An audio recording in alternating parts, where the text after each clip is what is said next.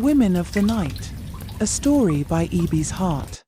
A giant python crawled out at 1 a.m. in the morning from an abandoned cave under the lonely mountain. It moved fast, as if it was running from someone. After crawling for some minutes, it came out of the major express road in the Jakun city. It turned to look behind, to see if someone was following it, then changed into a tall, beautiful lady, naked. She used leaves to cover her nakedness and came out to the road. She wanted to walk further into the city, but there was a problem. She was too hungry and her stomach was making noise. She then saw cars passing and wondered what they were. Due to her beauty, it didn't take long before a beautiful car stopped and a man waved at her. She couldn't move from where she was standing due to hunger. So she waved at the man to come. He quickly came out of his car and walked briskly to her direction. "Hello, beautiful, were you attacked? Why are you wearing leaves? Follow me, Daddy is here to take care of you," the man said, smiling. She walked closer to him and got into the car as he had already opened the door for her. "Wait, are you wearing leaves for real?" the man asked, laughing. "Put these on." The man handed a black gown over to her. "It is from my girls." She looked at him but couldn't talk because of hunger. "I would have eaten this one, I am just too hungry, but I have a feeling he might give me a home," she thought silently. "I am Boss CY, but everyone calls me Boss. I own one of the biggest nightclubs in this city. So what is your story?" Boss turned to look at her. He noticed she was struggling to say a word and asked again, "Are you a missing person?" She looked at him and nodded. "Wow, that's all right. I am the daddy of missing girls, so just relax and come with me." Immediately they got to his club. She used her last energy to walk into the club. Boss was shouting for her to stop, but she was incredibly strong. She went straight into the toilet, her head changed into a snake and she opened her mouth so wide and swallowed a man that was so wasted from alcohol, sleeping inside the toilet. By the time she was through, Boss was already at the door of the toilet knocking aggressively. She came out more strong and powerfully beautiful. But Boss gave her a very hot slap and shouted, "What is your name, girl?" She looked at him with a chilling smile on her face and answered, "Linda is my name." "Then Linda, we don't just run off here, we obey instructions without question. I am the boss, so I am the law, understood?" Linda, who was still trying to digest her meal, was quiet, because she believes she might need Boss-size help. "Take her and follow me," Boss commanded. A man in black suddenly came out and dragged Linda into an underground prison filled with women of many ages, sizes, and color. Linda, who was still trying to digest her meal properly and regain her strength, could not fight, but she managed to bite the man a little in his hand. "You bit me?" the man asked and slapped her again. He locked the gate and started screaming, "Help, help." His body was changing. Boss and his other men quickly rushed to see what was happening. By the time they got there, the man had turned into a wooden sculpture, black and long dead. Boss was shocked and shouted, "What is this? Who did this in my club? Play me the CCTV now." Every one of his men quickly ran inside to look at the CCTV. What could have turned a very healthy man into a wood right under my roof? Boss kept talking while the CCTV was about to be played. When they played it, they saw their dead colleague leading Linda into the prison, but that was all. The next thing was when he started screaming in pain and laid on the ground, dead. The CCTV footage didn't connect Linda to the crime at all. The part where Linda bit him and when he was shouting for her was mysteriously missing from the footage. "Open the gate, bring the girls for questioning, especially the new girl," Boss roared. The men quickly opened the gate and brought the girl they placed in the prison to be spying on the other women for information. First, "What happened to our man?" Boss asked the girl named Omoy. "Nothing that would have gotten him killed. The only thing I noticed was that the new girl bit him," Omoy said, scratching her neck nervously, indicating someone who is on substance abuse. "Bit him? Why?" Boss asked, frowning. "Bring the girl now," Boss shouted. By then Linda had digested her meal completely and her strength was a little bit back. Although she needs to eat more to become fully herself. Move it, the boss calls. The men shouted at Linda from afar, indicating that she should run along. Linda slowly got up, and what happened next happened in a flash. She changed into her real self and swallowed one of the men. She bit the rest and they turned into woods. All the girls trapped there were screaming their lungs out in fear. Boss ran into the prison with his other men and saw a big python flinging the last man around. Get the guns, Boss commanded. They brought their guns and was about to shoot, but Linda was already behind them and bit their hands. By the time Boss realized they were under attack by the python, all his men were on the floor, dead and turning into a wood. The python came face to face with Boss, who was peeing on himself, sweating and crying. From today, you are going to be working for me. I don't hide or work under anyone. Get up and do as I say at all times and you will live. She immediately turned into herself. Now run back to your office and wait for further instructions. As Boss was about to leave, Linda stretched her hands and scratched his neck with her fingers. Blood trickled out and she licked it, saying, "With this, I can track you even if you hide under a rock." Boss ran into his office crying. "What do? I can never allow that thing to take my business from me," he said while his hands were shaking. He opened his door, ran to his car and zoomed off. Linda quietly opened the gate to the prison and said, "Ladies, you all are free to go. But I need some brave ladies to join me. If you join me, you will have unimaginable power." For ladies came back crying, "We don't have anywhere to go. We have worked for Boss for years now. And our families must have believed that we are dead. Boss kidnap girls and bring them here to do runs for him while he takes all the money and locks them up here. So we want to join you." "Kneel," Linda commanded them. She cut herself and told them to leak her blood. "With this, you will become very strong for the work we are about to do from now." Boss ran to his mistress' house and asked her to lock all her doors. His mistress, who gave birth to 2 kids for him without his wife's knowledge, quickly locked everywhere. She was wondering what was wrong with Boss when he started shouting, "Snake, snake.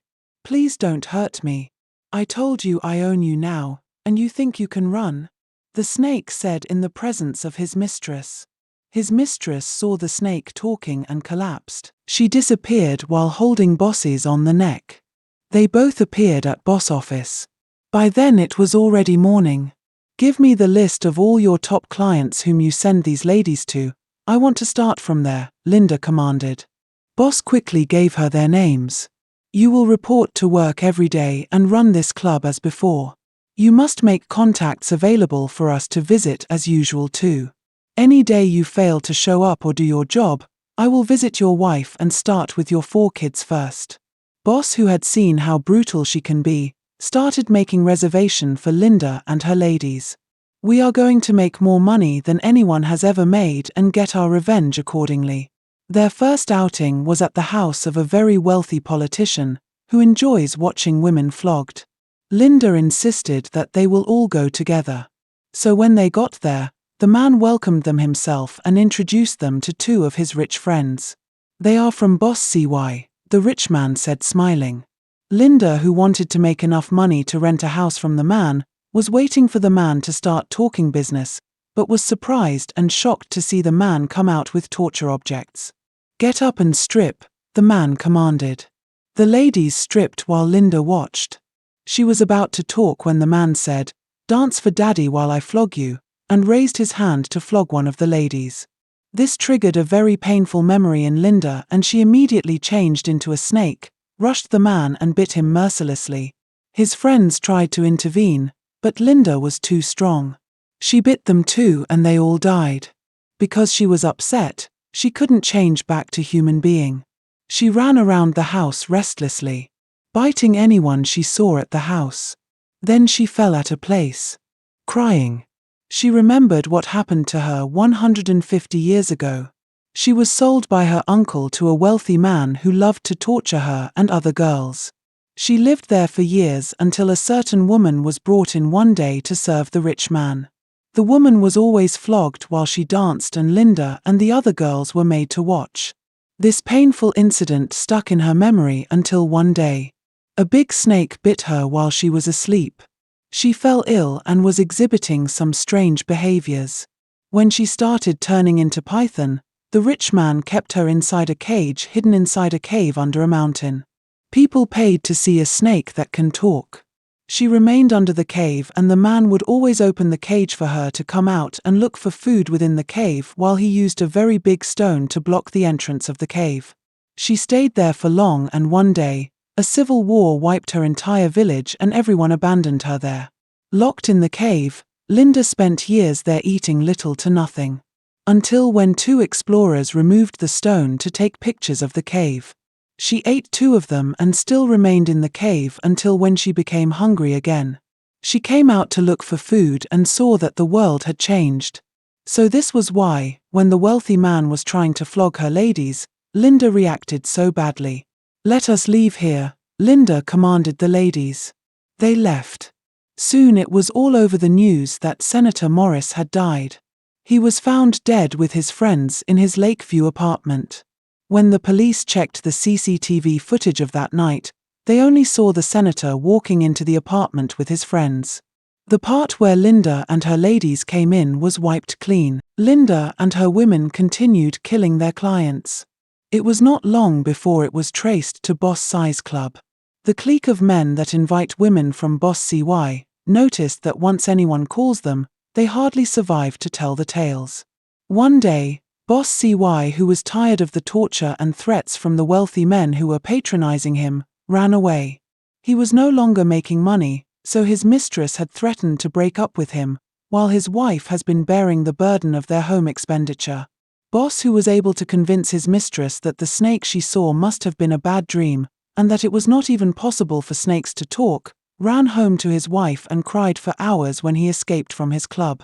His wife, who was a very prayerful woman, forgave him and tried to find out what happened.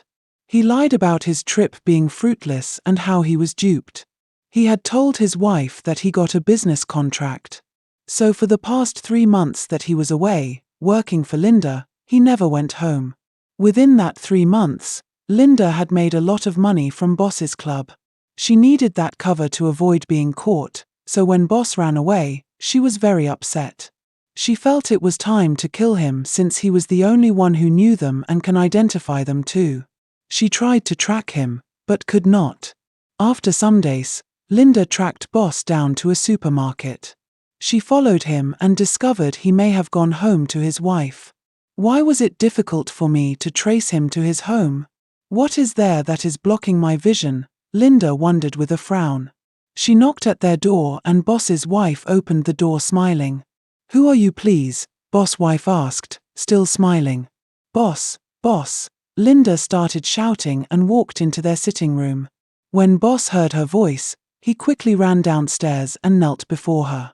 sorry ma, but please do not harm my family," Boss said, shaking. His wife opened her mouth looking in shock. She walked up to Linda and said while coming very close to her face, "Who are you, please?" For the first time Linda felt a certain type of dominating energy around her. She tried to turn into a snake, but instead fell on the floor weak. Boss got up and started watching his wife and Linda. Linda tried to stretch her hands, but couldn't. She then looked down on her feet and noticed that they were beginning to turn into a wood. She managed to get up and was struggling to run outside, but Boss's wife blocked her and said, "I will only warn you once. Whatever you think you are, don't ever threaten my family. You see my children, I can die for them and I will also kill anyone who tries to harm them. The next time you come into my home and try to belittle me, I will teach you a bitter lesson." Linda ran outside and managed to escape. Boss got up crying and confessing to his wife all his atrocities. "I have been cheating on you, I have another family outside, I have been running hookup business. I am so sorry," Boss said and started crying. "I know all you have been doing and I have already forgiven you. But you are not part of the people I am praying for, that is why you are her food. I only pray for my children, myself and my house to be unconducive for foul spirits, so you must face your punishment." Boss, who has always beaten and disrespected his wife, was begging her to please save him. Meanwhile, Linda met a visitor at the club. I need some ladies. We have some foreign expatriates who will pay you in dollars. Linda, who was still in pains from her encounter, managed to smile and told her girls to get ready, because women of the night will pay the expatriates a visit. But Linda didn't know that these men were contacted by Boss, who told them who Linda was and how much they can make if they capture her. Linda and her women got there, and as usual, they made their request. They always insist on cash payment before service. She always believed that they must kill the men for defiling their bodies. So whenever she gets to their customers, she sees them as her meals. Wait here, the man that had picked them up said, bowing his head. Linda immediately stood up and said, we don't wait for anyone, so, hurry up. The man fearfully bowed again.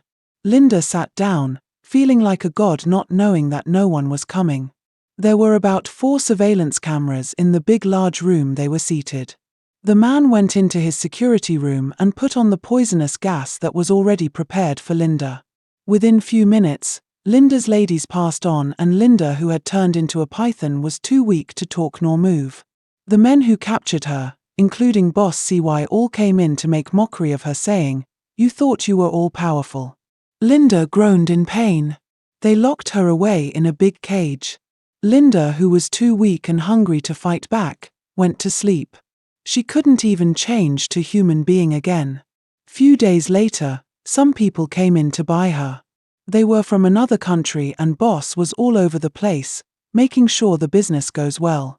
After making payment, the men lifted the cage to carry Linda away, but Linda used her last strength to push the cage down from their shoulder. She wriggled out and swallowed the 2 men.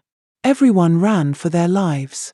She ran after the rest of the men, but they managed to escape. I need to kill Boss, if not, another group might still come for me. Boss ran to his mistress because her apartment was closer to where he was, but he met another man on top of her.